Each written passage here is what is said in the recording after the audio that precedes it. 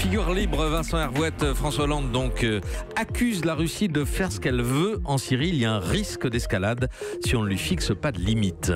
L'ancien président attaque Vladimir Poutine, mais sa vraie cible est Emmanuel Macron. Et piqué au vif, son successeur s'est défendu. Il maintient la pression sur le Kremlin et c'est tant mieux, dit-il, pour la Syrie.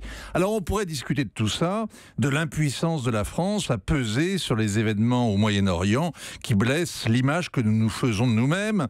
Mais on comprend que le calvaire des habitants de la Ghouta n'est qu'un prétexte et la Russie un repoussoir. En vérité, en Syrie, la réalité en ce moment, c'est que c'est ce que raconte le HCR, le Haut Commissariat aux réfugiés, qui raconte les rebelles tirant sur les civils qui tentent de fuir les quartiers assiégés par l'armée.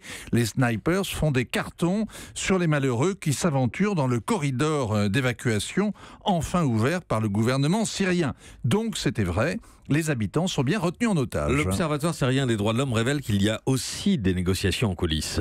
L'armée syrienne a taillé la Ghouta en 3 et le régime palabre séparément avec chacun des groupes rebelles qui tient une des zones.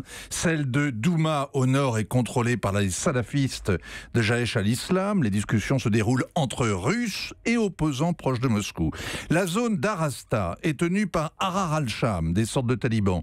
Et les notables locaux négocient le déploiement des Russes aux côtés des rebelles qui acceptent la réconciliation. Enfin, il y a le secteur sud, aux mains de Faïlak al-Rahman. Et là, les notables discutent directement avec les représentants du régime l'évacuation de civils qu'ils souhaitent vers Idlib, qui est toujours en guerre. Bref, l'idée que la Russie fait ce qu'elle veut, ou qu'elle ferait pire sans la pression des Français, apparaît saugrenue. Autre dossier, Theresa May, mais elle aussi la pression sur Moscou dans l'enquête sur l'empoisonnement du colonel Skripal et de sa fille.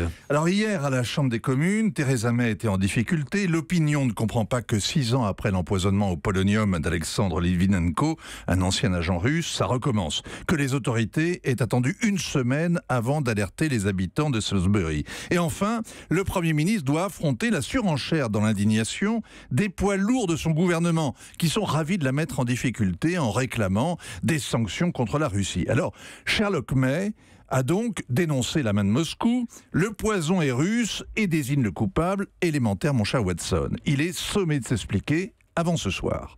Tant pis s'il n'y a pas de preuves, pas de témoins, pas d'armes, si l'enquête ignore tout du mobile, du scénario du crime, du tueur, et si l'on ne comprend encore moins le timing à quelques jours de la réélection de Vladimir Poutine.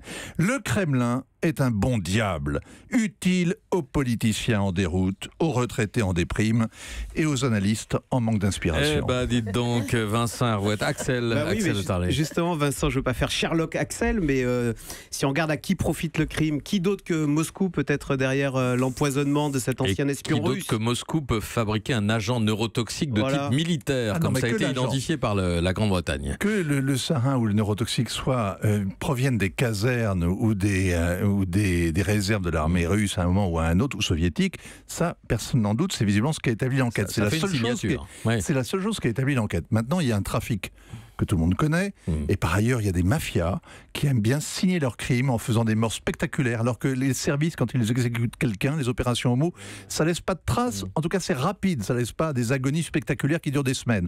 Il y a eu des précédents quand même. Hein. Litvinenko, vous êtes tellement sûr, vous, que ce soit le Kremlin qui l'ait tué? Vous êtes pas sûr que vous êtes sûr que c'est pas la mafia russe? La présomption est très forte quand même. Hein. On n'en sait rien. Europe 1.